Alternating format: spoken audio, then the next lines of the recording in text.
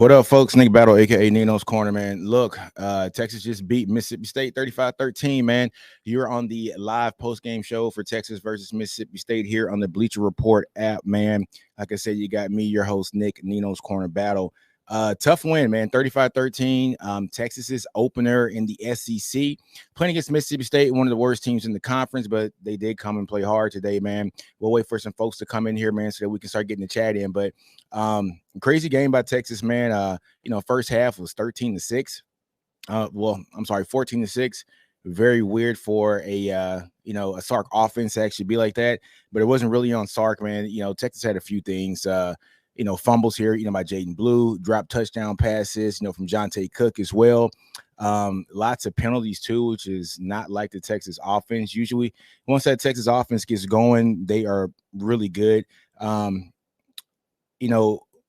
drive, we had about 3 penalties on one drive, man. So Gunnar Helm had a 3rd and 3. He had a penalty, so false start, pushes back to 3rd and 8. And then, we actually passed the ball, got a first down. Helm had a block in the back, pushes back to 3rd and 18. So that's just the kind of mistakes that were happening here for the Texas, team, folks. But Texas does put out 35-13. Arch Manning had one really good game. He was 26 for 31 for 324 yards, a couple touchdowns. Also ran the ball extremely well, 6 carries, for about 33 yards and a touchdown. Shouldn't have had those last 2 carries because he got a touchdown on the previous carry. He should have about 4 for 32 in a touchdown. But Arch is doing Arch things. He's just a hell of a player, man. Texas receiving core, man, they are just a really good core, man. So you see that Arch has a very good, bond with guys like DeAndre Moore, Wingo, Silas Bolden, Jonte Cook, because those are the guys who are on the second string. Well, so Moore is a starter, but Arch gets those guys the ball a lot because he works with them a lot. So Moore comes in today, 4 catches, 103 yards, and a couple touchdowns, as long as 49 yards, which is really good. Cook had 1 catch for 31, but he should have had 2 for about 90 yards or so in a touchdown. If he didn't drop that ball, Arch placed the ball perfect in his hands, man. He should have caught that ball. Who else, man? Wingo had a couple catches, like nothing special, 2 for 8 yards. But Bond is the guy. He is the guy for the pecking order of this team. 5 catches, 74 yards. However, on the last drive of the game, he had 1 rush for 26 yards and a touchdown. But let's get back down to Texas, man, and just look at some of the kudos that, I want to give out. Offensive side of the ball, definitely DeAndre Moore. Bond as well. Defensive side of the ball, man, Anthony Hill special. Texas fans, honestly, just enjoy him for one more year. He is a very special guy, man. Jalen Gilbo balled out too as well, man. He had 8 tackles as well. But Anthony Hill is very, very, very special guy. 6 tackles, a sack, a tackle for a loss, actually 2 tackles for loss. But also, man, Colin Simmons. So looking at that Texas pass rush, guys like Colin Simmons and Colton Vasek, those are our 2 best pass rushers here in the team. And they're young, so Colton Vasek is a redshirt freshman. Simmons is a true freshman. So Simmons had a hell of a game today. He had 6 tackles. He had a sack, and he had 2 tackles for loss too as well. But Vasek had a great game too as well. 1 tackle, 1 sack and 1 tackle for a loss as well. So we're seeing that we're definitely getting the plays when it comes to the pass rush this year, as opposed to the past 2 years where we really didn't have a pass rush. Now that we have a pass rush, the things that were great in the previous 2 years, which was the interior rush for the defensive line, is something that is actually lacking right now. Texas gave up over 150 yards rushing today, which if like I would have told you that last year, you would have laughed at me, because we hardly gave up any yards rushing last year. So Texas gives up 50, carries for 150 yards rushing day and a touchdown by the quarterback.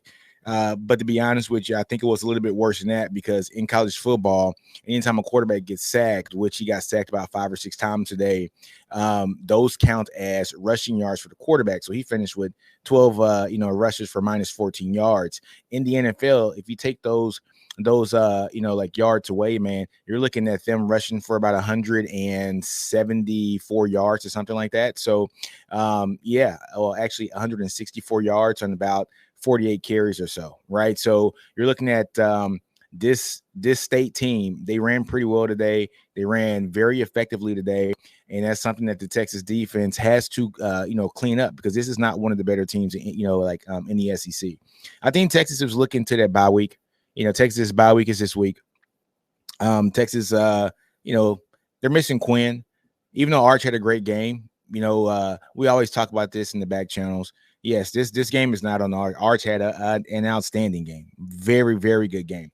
But the offense is smoother with Quinn, and it should be. This is Quinn's third year in the system. This is Arch's. This is only his second year in the system, but he knows the system in and out. He has, like a good bond with his wide receivers too as well, and he knows Sark in and out as well. Plus the offensive line. He came in with these guys. He's gonna be here with these guys. He's gonna just actually in here with some of these guys too as well, like a Kelvin Banks Jr. and like a Campbell and a Jacob Majors who is a center, but. For this team to get better here in SEC play, they have got to get better at blocking. I'm sorry, not blocking. They actually blocked very well when it came to pass blocking. The thing that they got to get better at is just the penalties. We had a ton of penalties here today, especially on the line, which, we had some holding penalties that probably shouldn't have been holding penalties, but we got to look at that, folks, is keep your hands on the inside, not the outside. On the outside, they're always going to turn. It's always going to be a penalty. So it's just the small things. We had a couple penalties today on Cole Hudson. He had two of them today. They were pretty costly too as well. Took a touchdown off the board, but we ended up scoring about 3 plays later. But the offensive line, I think what Cal Flood is doing is he's rotating certain positions, just for the main fact that we got two guys at the right guard position, and Campbell and also Cole Hudson, who are starters, man. They are technically starters, but Campbell gets the lion's share because he is like the no kidding starter, but Hudson actually started his freshman year. So he's starting to get that rotation going in. The only bad thing about that is, once you take a guy out who is doing his thing and you put somebody else in, just the calls from the center, just the calls from, being next to a guy like Cam Williams, it's just having that continuity on the offensive line. So that's one thing I think that the Texas line was missing here towards the end. But overall, good game from the offensive line. They blocked extremely well, especially in the passing game. They were outstanding. So other kudos I want to give, man, is, hey, man, Trey Wisner. He's tough. He's a beast. So coming from the Dallas area, man, coveted high school, DeSoto High School, where he played running back, and then he played a little bit of slot wide receiver, and he's just he's a man child, so he's a very, very good player, and he showed his worth today.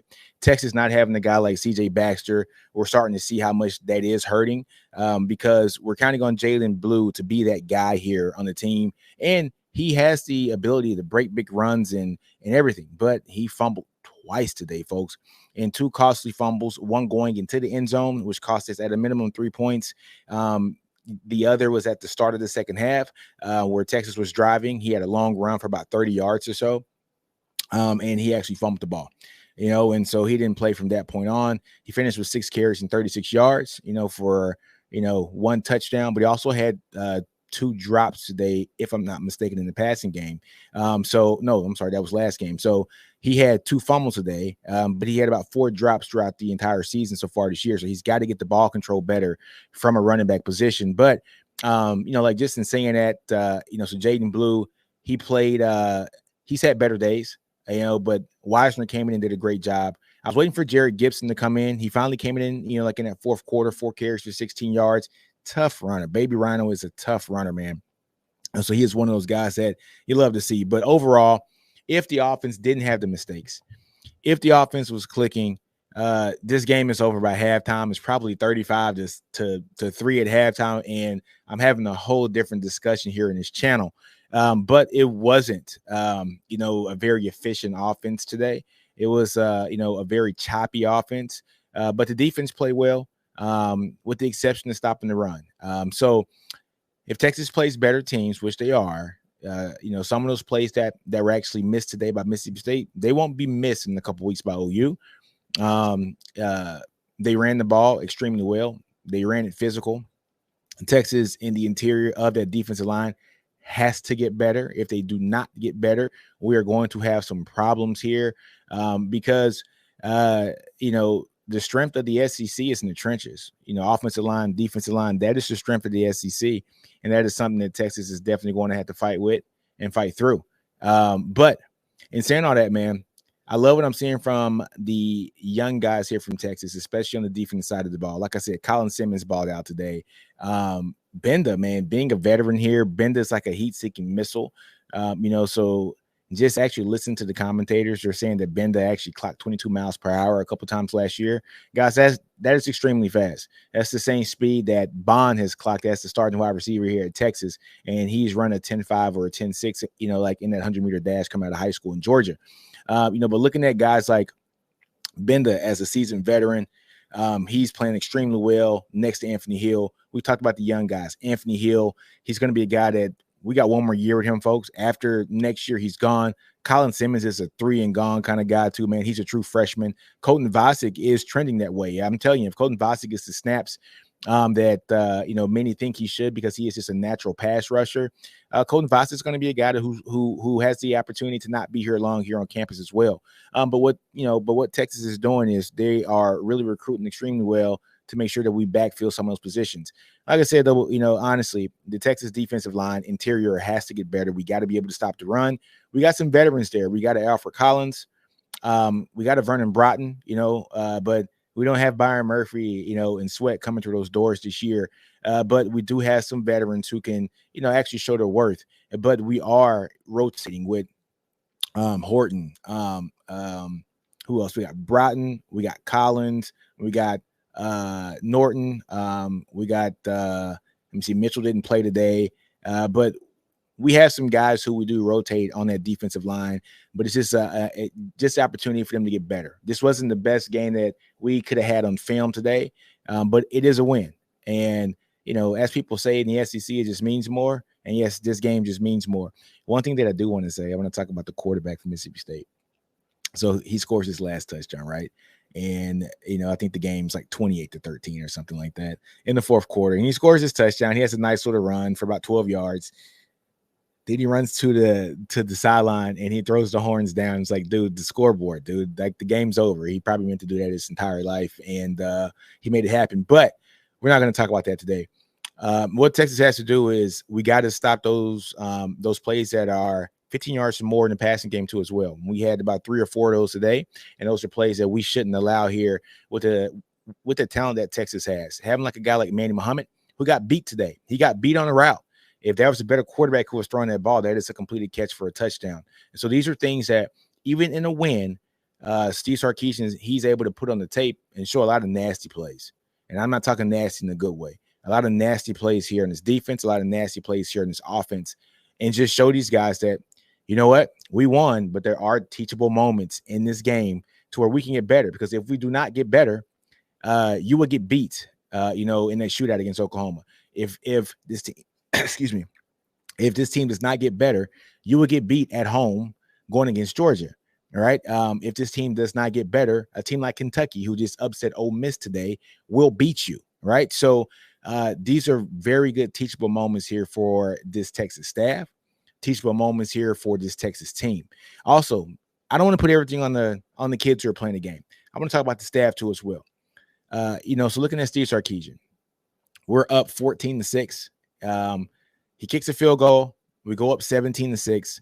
There was a penalty for offsides. Moves the ball up 5 yards. Now it's 4th and 3. Steve Sarkisian elects to take the field goal off and go for it. And I thought that was the absolute wrong decision, especially in a game like this, where this game was 2 fumbles.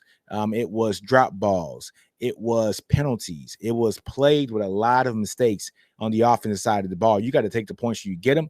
I think that was one of the mistakes that Steve Sarkisian made in this game. And I'm going to say that's probably one of the only mistakes he made. What Steve Sarkisian did do in this game that I really enjoyed and I really liked is he simplified the game here for Arch Manning.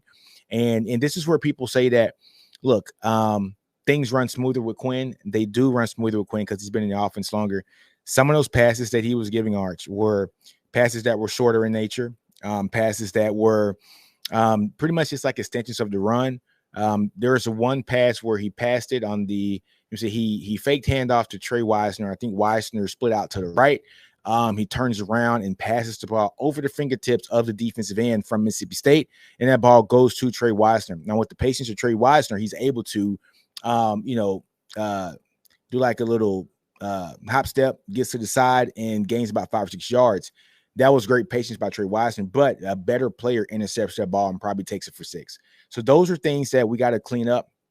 Those are things where I don't think he wanted to expose Arch a lot in that game.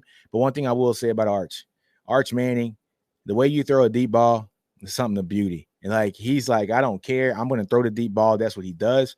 He's truly outstanding at that.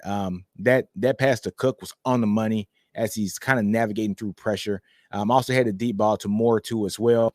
Bond had a deep ball too as well. Matthew Golden had a deep ball too as well. So he is very comfortable with throwing that deep ball, and that's something that you love to see from a guy like Arch Manning, because he is great.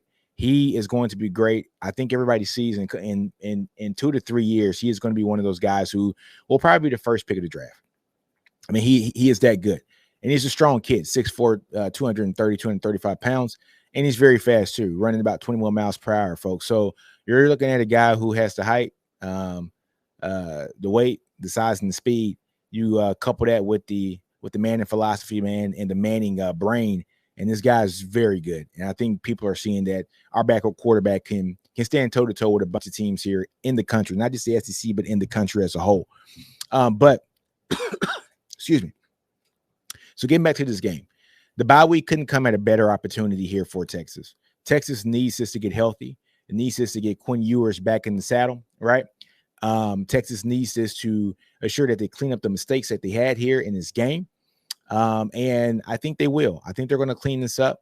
And I think Texas is going to do very well here in the Red River Shootout in a couple of weeks. But I liked what I saw for the most part with this Texas offense, minus the mistakes, minus the miscues, the drops, the fumbles. They don't have those simple mistakes. Texas blows this game out. And to be honest with you, they still won by 22 points today. And it was not a clean game at all. And so that just kind of shows just a testament of this team and the nature of this team and what Texas brings here with a Steve Sarkisian offense. You got to love it. And so I already gave the kudos out, like to the certain players, man. DeAndre Moore, like I said, Bond, Colton Vasek as well, Colin Simmons. But that secondary today, I'm not going to say we got cooked because we didn't get cooked, all right? So the wide receivers here for Mississippi State only had 12 catches for 144 yards total this game. But what Texas can do, we got to clean up the secondary. I noticed that, Derek Williams wasn't playing today. I think he was out today, but, Michael Taft played very well today too as well. He had Andrew Makuba, so he played pretty well also. Manny Muhammad had an off game today. Gavin Holmes got beat today too for a deep pass. And it's kind of weird because he's a fast guy. And Barron, I don't know if Barron got beat today or not, but I would definitely be looking at that on the rewatch. But Texas on the defensive end played pretty decent today, minus the run defense. And one thing also from the Texas defense, the tackling just wasn't there either. Just for the team, I feel like they could have tackled better. They didn't tackle as good as they usually tackle. So that's one more sign that maybe a bye week is necessary. Maybe these guys are exhausted. Maybe this guy, it's like maybe this game against Mississippi, against State was a trap game. Maybe it's whatever. All I know is that Jeff Lebby is one hell of an offensive mind running that veer and shoot. Texas fans know all about the veer and shoot. We understand who Jeff Lebby was, who he is. He's the son-in-law of Art Browse from Baylor. We know what that veer and shoot looks like because we faced it pretty much for the last 14, 15 years. We understand what that is. So Jeff Lebby brings his flair to that with a little bit of run concepts in that too as well. And so you saw the best. Well, I won't say the best of the veer and shoot because nobody runs it better than Art Browse, but you're seeing a variation of that veer and shoot that is still a potent offensive weapon, if done right. However, Texas was still able to limit that. The team finished with about 62 touches for 294 yards. So just slight of 300 yards. Could have been a much better performance from Texas if they would have played better, but they didn't. Can't cry over spilled milk. Texas still did their thing, and they rolled over Mississippi State 35-13. I tell you what, folks, I was surprised that Sark didn't take out Arch Manning here in the fourth quarter when the game was kind of out of hand. Arch was taking a little bit of punishment running that ball. I would have loved to have seen Trey Owens probably in the game in the fourth quarter. We got to make sure that we keep this team healthy. This team is a very unhealthy team right now, especially at the running back position.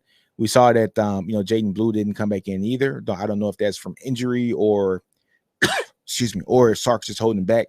Just due to those 2 fumbles that he had.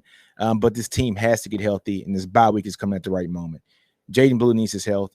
Wingo left the game for a little bit, but he came back in the second half. He had something wrapped around his knee. We need the health for him. He's one of our deep threat guys too as well. Arch took a couple big hits. Arch is a big guy too, man. Like I said, 6'4", 230. So he took a few hits, but he also dished out some hits too, and he came out and he did his thing. But just looking at the game here and looking at just some other games around the country too, seeing that OU pulled out a game today against Auburn, which they're coming in on a high with Hawkins as a true freshman as a quarterback. And so, OU's going to bring it here in 2 weeks because they are coming in at a high. I like what I'm seeing here from them too, especially from the defensive side of the ball. And Texas is going to have to clean things up if they want to be successful in the Red River Shootout against OU in 2 weeks. Looking at that defense, they had a pick six that pretty much sealed the game for them. And that happening, I tell you, it's just reminiscent of just how really good that Oklahoma defense is. And that's what Texas is going to have to go against in 2 weeks. Just checking out the other rivals here. We see the Ole Miss lost to Kentucky, in which we have to play Kentucky too this year, folks. So that's going to be a very physical game. Seeing how Kentucky played Ole Miss kind of lets you know that game against Georgia was no fluke.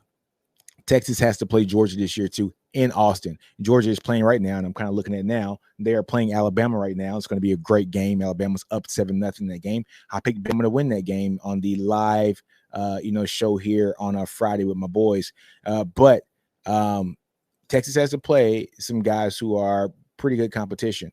Texas other competition, our other in-state rival here at Texas A&M, they won against Arkansas 21-17 as well. So we're seeing that the competition level is raising.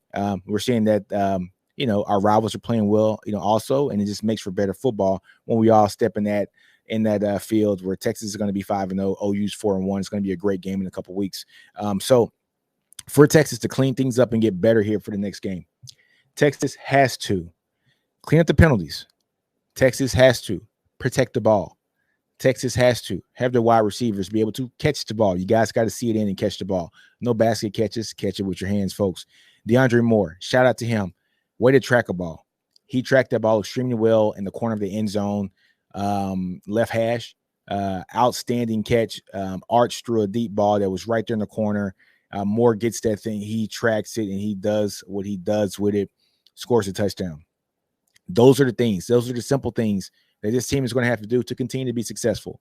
Like I said, Texas did not play its cleanest game at all today. Not our cleanest game. But we did win by 22 points, 35-13. Didn't cover the spread. I think the spread was 34 points. I thought Texas was going to cover the spread today. I was hoping that they would. I picked it on, my other show here on the Bleacher Board, on the College Football Roundtable that we do on Fridays. Me, Ty, Steven, and Jay. But they came out with a win. And as folks like to say in the SEC, before I was in the SEC, people say a win in the SEC is a win. A dub is a dub. You can have an incident like a Kentucky versus Ole Miss. You can have an incident like an Auburn who was up 21-10 against OU in the fourth quarter and lose that game. So you get your wins where you get them. You understand that it's physical ball here in the SEC, especially on the trenches, and that's something that Texas understands. And they met the match for the offensive side of the ball. The offensive line, very physical on the offensive line. They played extremely well today. Gotta love it. The defensive line on the interior, we can get better. If we don't get better, things aren't going to be great when it comes to the defensive side of the ball and the rushing the ball. Shout out to Anthony Hill and David Bender for being the true studs that they are on the line. Not on the line, at that linebacker position, even though the line didn't do their best for them, I think today. But the edges, outstanding work again, like we say, Colin Simmons, Vasek, Baron Sorrell had a really good game too as well. So Texas wins, folks, 35-13. Let me know in the chat what you guys think about this. Is Texas primed and ready for the Red River Shootout? Do we need Quinn to hurry up and come back? I don't know if we need him to hurry up and come back, but I do like the fact that Quinn should be back for the shootout. The offense is smoother, folks. It is. And that's not a knock on Arch. Arch is outstanding. He's played extremely well. He's done exactly what we needed him to do in these times of absence from Quinn, and that's win games. Last year, if you guys follow my channel, which is NinosCorner Sports on the YouTube and Twitter and also Instagram, and also, folks, go to NinosCornerSports.com. I said last year that the most important person on the Texas roster was going to be Malik Murphy, and that's because Quinn's going to get hurt, and we're going to need him to come in and win a couple games. He did that against Houston, led the game-winning drive, came in and played against Kansas State, I think. We won that game, and also played against BYU. We won that game. The backup, when we have Quinn here in the roster, is the most important person here in the team because Quinn does get nicked up. He hasn't had a fully healthy season since his sophomore year of high school. So Arch Manning being the backup, being completely healthy, coming in and dominating, against the previous opponent, and then dominating today against Mississippi State is something that we need here for this team because we got to understand that we need two quarterbacks in on this team just to be assured that we have the opportunity to win because Quinn has been hurt every year he's been here on campus at Texas.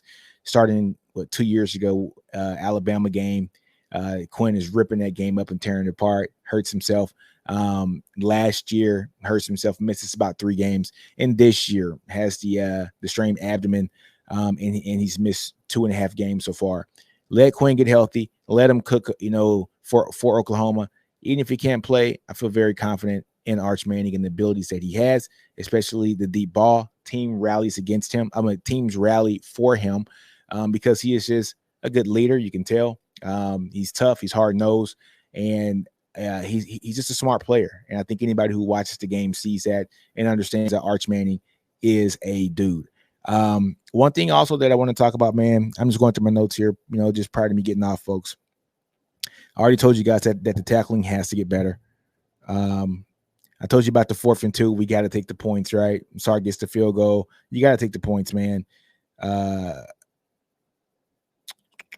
Blocking was good from the O-line. I already told you guys about that. The run game is non-existent for the most part, man. Until Trey Watson got back there and did his thing, this run game needs some help. And that's why Sark is doing those sideline passes, is because those are extensions of the run game. And Sark needs to do that in order to just open up the field a little bit and have people respect, just those short routes, which are just basically running plays. But in saying that, folks, if Texas does 3 things and gets 3 things cleaned up here prior to the next game against Oklahoma, Texas has to clean up the penalties, clean up the offensive penalties. We had a ton of those today. They got to clean that up, folks. If they clean up the penalties, if they take better care of the ball, protection of the ball, fumbles, drops, we got to take better care of that. And Texas has to shore up the defensive line. They got to stop the run better. And Texas has to stop putting themselves in third downs, like 3rd and longs. We had a couple of those today. Luckily, we have Arch that has a great bond with those wide receivers, and he just chucks it deep and they go get the ball. He has great ball placement with that. But in saying that, if we clean up a few things, I think this Texas team will be good, and I think we'll be fine against Oklahoma. But folks, on that note, man, I'm going to end this podcast like I end all of them. Tell you guys to do you. Shit on the hat, man. Don't be afraid to fail. Outgrow your environment. Understand your brilliance. Do you. Everybody's brilliant at something. Just figure out what the hell you're brilliant at and just be damn good at it. All right. So, folks, on that note, man, horns always up. Hook them all day long. Texas, again, we win 35-13. Could have been a better win, but look, it's a dub. We will take that W, man. You got to love what those Longhorns did today. They came in and did it. First game in the SEC. They come in and get the first win, the inaugural win here in the SEC, the Southeastern Conference here in Texas. Is the number 1 team in the country. I don't expect that to be the case for long, depending on this game that's happening today between Bama and Georgia. I think the winner of that, depending on how good or how bad the win is going to probably jump Frog Texas here to be the #1 team in the country based upon Texas performance, and it is necessary, to be honest with you, because they could have played better and they didn't. But who cares now, because you got a 12-team playoff, be one of the top 12 teams, win out and do your damn thing. But hey, folks, that note, horns always up, hook them all day long. Texas wins 35-13. All good from here.